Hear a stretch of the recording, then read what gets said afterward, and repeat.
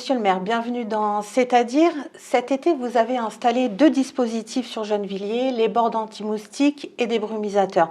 Alors, quels sont les critères qui vous ont conduit à installer ces 2 dispositifs? Alors, c'est deux choses assez différentes. Ce serait bien qu'il ne fasse qu'un seul appareil qui traite les deux sujets, mais ça ne se fait pas encore. Alors, donc, les services municipaux ont testé les bornes anti-moustiques et on a aussi testé les brumisateurs. Donc, ce sont 2 appareils test que l'on met en place. D'une part, sur les brumisateurs, c'est pour économiser de l'eau et améliorer le refroidissement dans ces périodes de chaleur, même si on n'en a pas eu tant que ça. Et sur les moustiques, c'est comment combattre la prolifération de moustiques dans notre ville.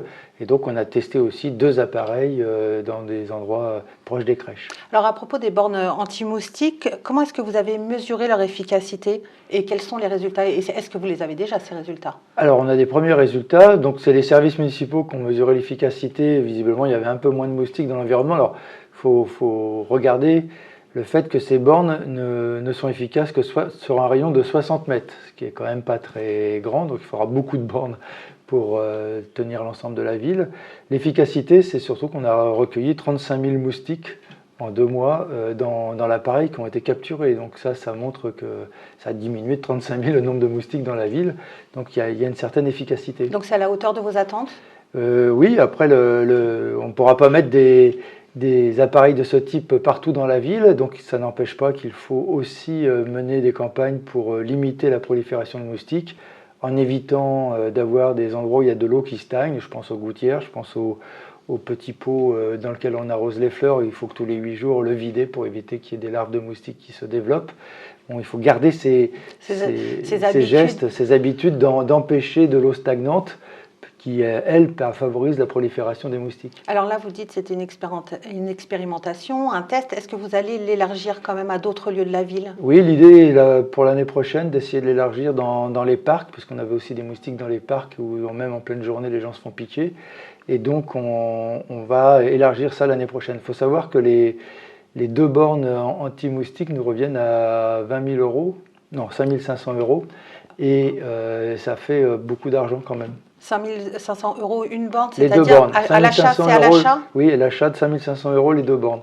Donc ça fait cher quand on sait que ça ne fait qu'un rayon de 60 mètres. Donc il faut vraiment conserver les gestes aussi barrières, si j'ose dire, pour empêcher les larves de moustiques de se développer. Et l'entretien de ces bornes aussi? Et après, il y a l'entretien des bornes, les cartouches qu'il faut avoir, donc il y a du fonctionnement aussi en plus. À propos des brumisateurs, alors bien que la brumisation soit plus économe en eau que les aspergeurs, et dans le contexte actuel de raréfaction de l'eau, comment est-ce que vous justifiez quand même ce système de brumisation que vous avez testé? La justification, c'est qu'à l'origine, les gens, pour se rafraîchir, cassaient les bornes de pompiers, ce qui est extrêmement dangereux. Depuis qu'on avait mis le système des aspergeurs, ça devient très rare la destruction de bornes de pompiers. Donc on a assuré la sécurité des habitants en sauvegardant notre système d'eau pour les pompiers. Et puis il y avait besoin aussi de refroidir, de permettre aux enfants de jouer avec de l'eau. Et là, le système des brumisateurs permet de diminuer de 3 à 4 fois notre consommation d'eau. Donc c'est nettement mieux, puis ça permet de rafraîchir l'environnement, ce qui est bon aussi pour la santé des gens. Et comment est-ce que vous avez choisi les lieux où ils étaient installés? Alors, sur les aspergeurs, on les a choisis sur des lieux où les enfants peuvent jouer, où ce ne soit pas trop dangereux et l'eau ne dégraderait pas le terrain. Et donc on remettra à peu près dans ces endroits. Il y a des endroits, sur le nouveau dispositif, on a 2 dispositifs, c'est soit un kiosque, soit des brumisateurs mis sur les fontaines existantes. Pour l'instant, le retour des habitants, il y a plutôt un plus sur les fontaines existantes, sur ce que j'ai pu voir, puisqu'il y a eu des retours. Ça, c'est suite à l'avis que vous avez demandé dans l'application? On a demandé des avis, donc on en a reçu, pas beaucoup, mais on a reçu des avis. Donc on essaiera d'élargir, mais là, par contre, ça coûte très cher. Je crois que c'est de 20 000 € les dispositifs, en tout cas de kiosque. Donc on ne fera pas ça tout d'un coup, on remplacera au fur et à mesure. Vous allez quand même Le résultat est positif, donc l'idée c'est de pouvoir élargir pour pouvoir réduire notre consommation d'eau. Donc on fait moins de dépenses sur le fonctionnement puisqu'on dépensera moins d'eau. On arrête là, on se retrouve la semaine prochaine dans C'est-à-dire.